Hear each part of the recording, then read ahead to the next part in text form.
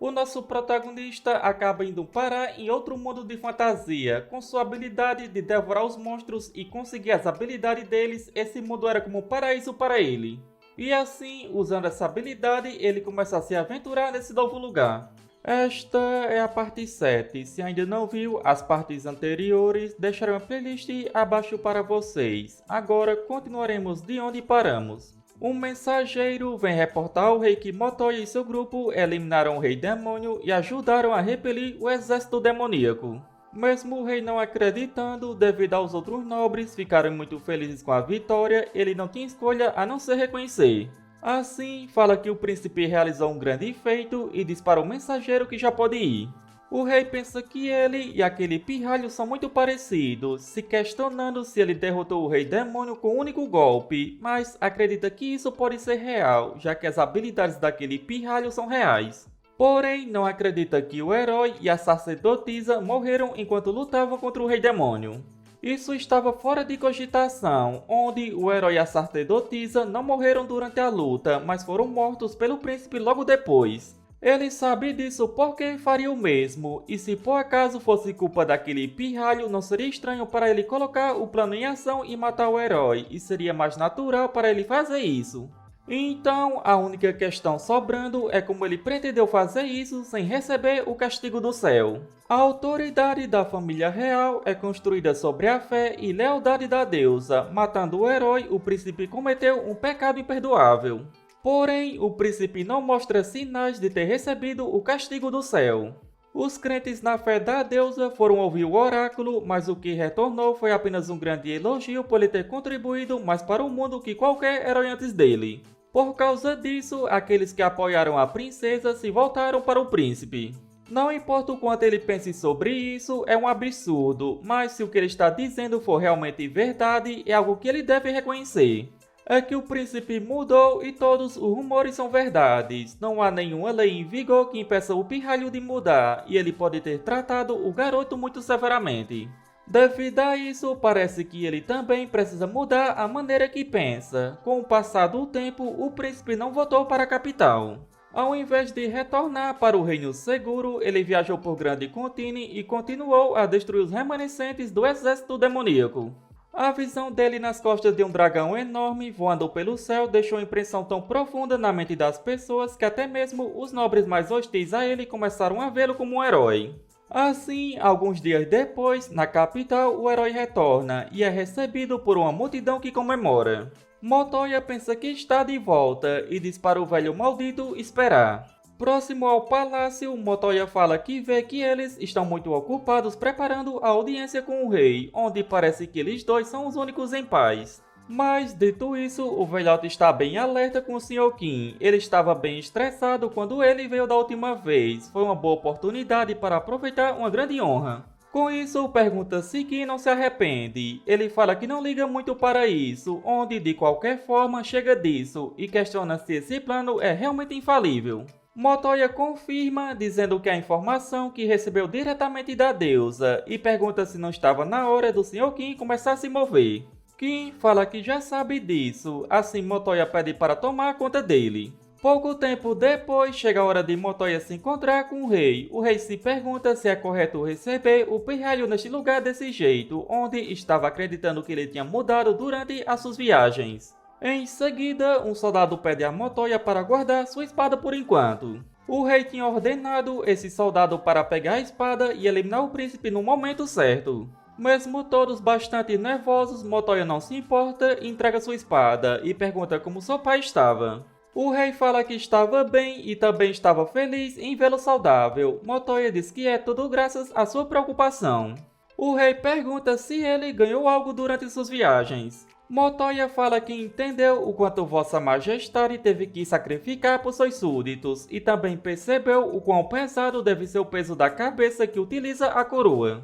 Em seguida, Motoya se levanta. Rapidamente, o rei pergunta quem deu permissão para se levantar. Motoya fala que percebeu o que deve fazer seguindo em frente. Após isso, a espada que estava com o soldado começa a aparecer nas mãos de Motoya e diz que o rei não terá mais que fazer sacrifícios, nem terá que suportar uma coroa pesada. O rei pergunta qual é o significado disso e o que estava planejando. Motoya fala que está no processo para suceder o trono. O rei, irritado, pergunta como ele ousa fazer isso e diz para os soldados o pararem. Em seguida, Motoya convoca seus equipamentos. Um dos soldados pergunta o que o príncipe estava fazendo e diz para parar com esses atos ilegais. Porém, logo em seguida, esse soldado é dizimado sem piedade, juntamente com os outros. O rei fala que isso é traição e comenta que acreditava que esse maldito pirralho tinha mudado. Contudo, ele pensa que já tem imaginado essa possibilidade, onde já tem seus assassinos de elite à espreita. Porém, ao ativar o mecanismo, ele pergunta qual era o problema, pois não tinha nenhuma resposta. Devido a isso, ele fala para os nobres que isso é traição e deveriam chamar os cavaleiros, mas o rei logo descobre que os nobres estavam sob um feitiço. De todos os organismos que Kim já comeu, o Lorde da Gula foi o mais incrível e bizarro de todos eles. Um parasita que não precisa de um hospedeiro para sobreviver e tem a habilidade de controlar vários indivíduos dentro de uma mente coletiva. Eles podem até controlar indivíduos separados dessa consciência coletiva. Mas é claro, as características de sua própria habilidade significavam que sua habilidade parasitária não funcionaria bem nele. Contudo, depois que comeu um monte de demônios na cidade portuária e melhorou sua habilidade em um todo, foi capaz de utilizá-la um pouco. Não é perfeito, mas ele pode utilizar os pedaços que caíram dele para infectar, e apesar de não poder controlar o hospedeiro, pode manipular suas emoções e limpar suas memórias. Logo que ele revelou a verdade, o príncipe bolou um plano para utilizar isso. Um pouco antes, Motoya fala para fazerem uma lavagem cerebral neles. Kim diz que não tem problema em fazer isso, mas pode ser um pouco óbvio. Motoya fala que isso não é preocupante, pois não irão fazer nada complicado, estimular o lóbulo frontal e aumentar sua empatia por ele. Kim pensa que infectar as pessoas no palácio não foi difícil, ele colocou os ovos na água potável deles, era um método que aquele cara usava. Com isso, parece que está recebendo todo tipo de ajuda daquele cara. No presente, novamente, Motoya fala que eliminar sua mãe, mandar assassinos atrás dele, enviar Angela para a igreja tem muitos assuntos para resolver com ele, mas agora está tudo terminado. Em seguida, Motoya finca sua espada no peito do seu pai. O rei fala que, sinceramente, espera que ele tenha um assento especial no inferno preparado para ele, seu filho. Com isso, Motoya fala que então irão se encontrar novamente, finalizando o rei, e após isso pega sua capa. Em seguida, Kim elimina o último assassino e diz que está acabado. Motoya fala que isso é ótimo e com isso todas essas pessoas desnecessárias foram removidas.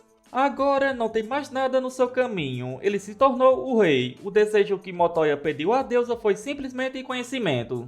Usando isso, conseguiu dar facilmente a Kim a localização de todos aqueles que teve que pegar. E com esse conhecimento, também soube quais foram as últimas palavras que seu irmão queria lhe dizer antes de morrer. Foi, por favor, não cruze essa linha.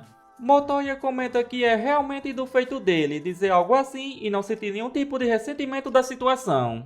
Ele pergunta como pôde dizer isso depois de tudo isso, onde deveria ter dito isso antes dele se aliar ao monstro. Assim, diz para o fantasma do herói apenas dar o fora, pois esse mundo vai se transformar em algo completamente diferente do que ele já viu. Não há mais idiotas que se apegam ao nome enganoso de humanidade. Já que os inimigos deles em comum, os demônios desapareceram, agora devem se preparar contra o inimigo que se esconderam por muito tempo e que chamam de humanidade. Só chegou até este lugar com a força daquele monstro, então também deve pagá-lo de volta, mandando aquele cara de volta para a Terra. Onde ele precisava oferecer a cabeça do rei élfico, do rei anão, do rei híbrido e do rei lagarto no altar do porão da catedral, e para isso precisava iniciar uma era de guerra. Após esses eventos, Motoya pergunta a Kim sobre o que seria esse livro Viagens Epicuristas em um Mundo de Fantasia, que ele estava escrevendo. Kim diz que, quando retornar para a Terra, irá eliminar todos os seus companheiros do passado, limpar as posições e viver como uma pessoa diferente. Mas se ele fizer isso, seria difícil conseguir alguma renda, então está escrevendo um livro, assim pode vendê-lo, já que é uma história de como ele comeu isso e aquilo em um mundo de fantasia.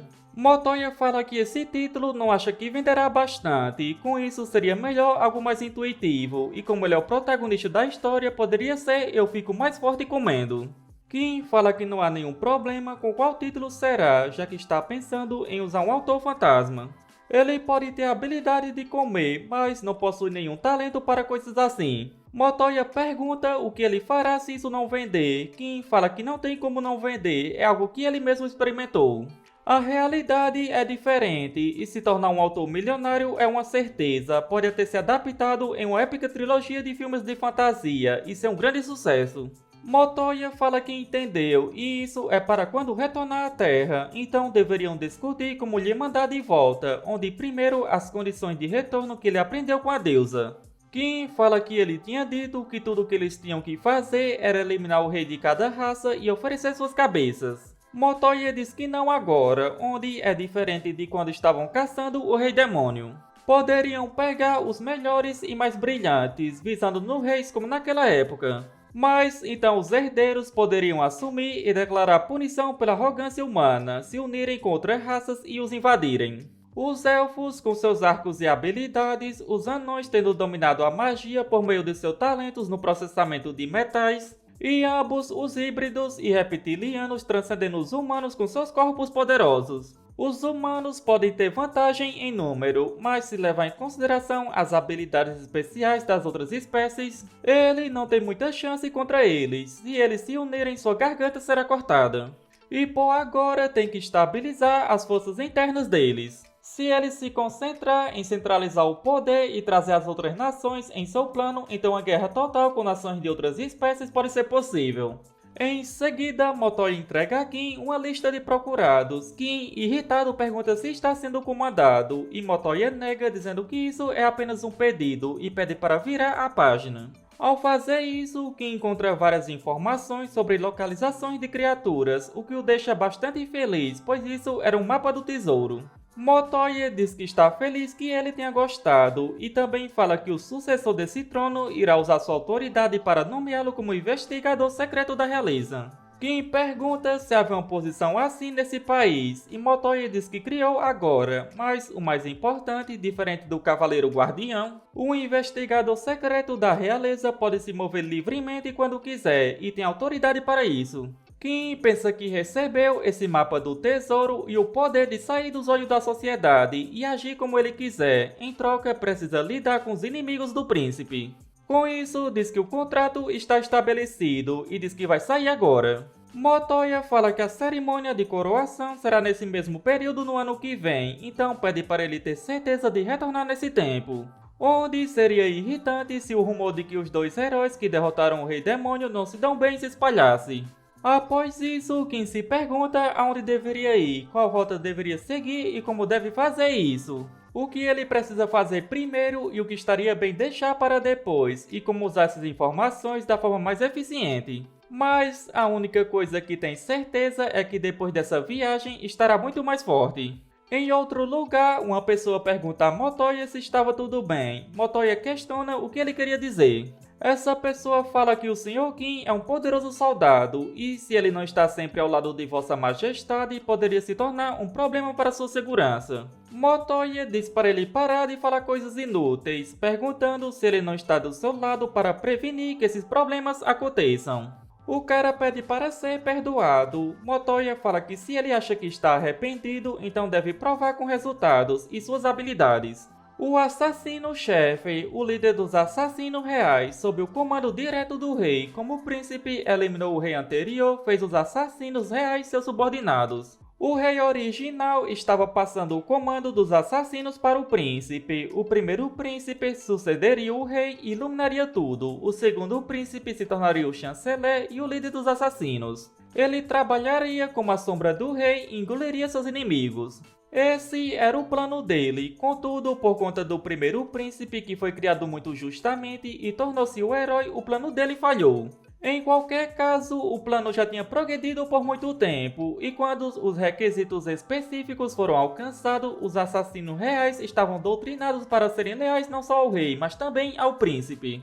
O requisito era quando o príncipe herdasse o item que o rei possui em seu corpo, seja o anel de Sinéter do líder dos assassinos reais que o rei originalmente queria que o príncipe herdasse, ou a coroa que o príncipe aprendeu após ter matado o rei. No entanto, ele havia herdado os itens para governar. Assim, os assassinos reais haviam mudado de dono, servindo um novo. Com isso, o príncipe tem o controle total de uma das duas forças militares que poderiam ir e vir do reino. E a outra das duas forças, a Guarda Real, já havia tido a lavagem cerebral com os parasitas do monstro e estava obediente a seus comandos. Motoya pensa que quando aquele monstro sair do reino, a eficiência de seus parasitas também desaparecerá. Enquanto isso, terá que fazer isso por conta própria, onde dizem que para amarrar alguém é com lucro, prazer ou sentimento de culpa, então deve fazer isso. Em outro lugar, quem pensa que a armadura completa que ele recebeu daquele idiota não aumenta em nada a sua performance, e se ele pensar na vida que viverá no futuro, não é muito atraente. Também é irritante o fato da armadura ter se tornado a marca registrada do Sr. Qin, o cavaleiro guardião do príncipe. Também não se encaixa o movimento silencioso de um investigador secreto da realeza. Então ele encomendou uma nova armadura. A forma não é ótima, mas assim como a anterior, é encantada com magia, e o mais importante, a aparência combina com um mercenário e aventureiro, mas é melhor do que nada. E, de agora em diante, sem mais tempo para a política e mais para a aventura. Ele deve ser famoso como o herói que conquistou o Rei Demônio sendo o lacaio do príncipe. Mas, na Terra, sua existência é de um criminoso notável procurado internacionalmente, sendo perseguido não apenas por organizações policiais, mas por serviços secretos e organizações criminosas também. Portanto, para evitar ser localizado, não havia muitos hobbies que ele poderia ter. Esportes não eram uma opção, havia sempre a preocupação básica que as pessoas com quem jogou junto vazariam informações. Jogos também não eram uma opção, por causa do seu apego persistente a jogos, cometeu o erro de perder seu segundo e terceiro disfarce escondido. O hobby mais ideal seria ler, as coisas mais interessantes entre as coisas que leu eram novels. E já que novels em série iriam aumentar sua carga, novels de volumes únicos são as melhores. Apesar de ler ser um hobby que pegou relutantemente, depois começou a aproveitar genuinamente. Infelizmente, a civilização e cultura desse mundo nem mesmo podem ser comparadas ao da Terra. Livros são monopolizados pela nobreza. Ele poderia pedir para o príncipe mas comparado aos livros da Terra, os livros deste lugar são um lixo chato e de baixo nível. Contudo, é muito cedo para entrar em desespero. Apesar de histórias interessantes escritas por outra pessoa não existirem, histórias interessantes escutadas por outras pessoas existem. Antes da criação de registros escritos, a humanidade passaria seu conhecimento para seus descendentes pelas palavras e músicas. Essas são as pepitas da sabedoria que significam o passar do tempo. Uma mulher fala que esses são contos antigos que pais contariam a seus filhos. Essas são as músicas que anciões sábios das aldeias ensinariam às crianças. Ela pergunta quem vai ajudar a preservar essas histórias preciosas, pois elas não podem ser perdidas. E se alguém gostaria de ser aquele protagonista, era para vir para sua escola, então iria se tornar imediatamente aquele personagem principal. Uma garota aspirante a estudante de bardo chamada Fielina comenta que é um idiota por confiar naquelas palavras de fraude. Ela pensa que as pessoas só querem histórias provocantes e extravagantes, elas nem prestam atenção em aventuras triviais de pequenos heróis. No final, para aliviar o tédio das pessoas, uma menestrel tem que começar com um canto provocativo e contadora de histórias, onde não se tornou uma menestrel para ser assim. E neste lugar vai mostrar seu talento. E assim, chegamos ao final deste vídeo. Como sempre, espero que tenham curtido. Não se esqueça de deixar o seu like e se ainda não é inscrito, não custa nada se inscrever. Isso me motiva bastante a trazer novos vídeos o mais rápido possível. Se chegou até aqui, só tenho a agradecer. Nos vemos no próximo vídeo. Falou!